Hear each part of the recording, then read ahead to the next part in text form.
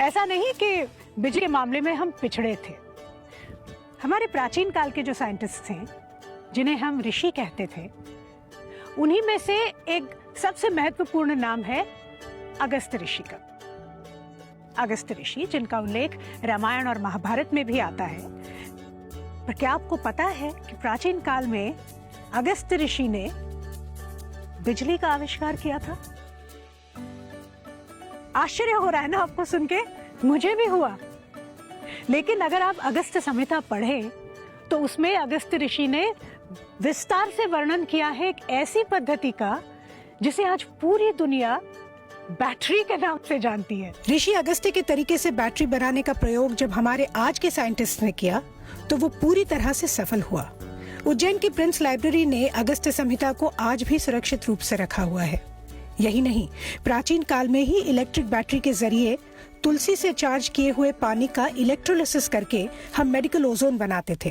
कैलिकट के bezel mission ने इसी ओजोन बनाने की तकनीक को लेकर इससे यूनिवर्सिटी ऑफ बर्लिन के एक प्रोफेसर क्रिश्चियन फ्रेडरिक शॉनबाइन के नाम से पेटेंट करवा लिया।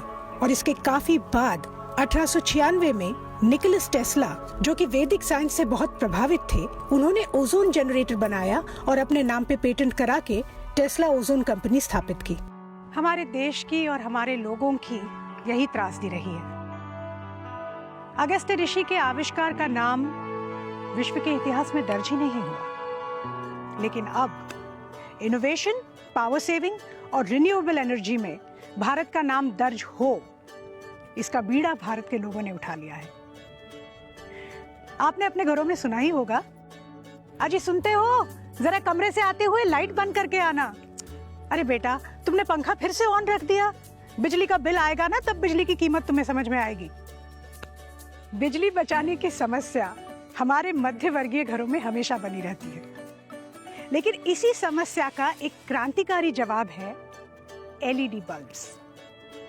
एलईडी बल्ब्स में बिजली की खपत कम होती है, इसलिए इसमें पैसे की बचत होती है।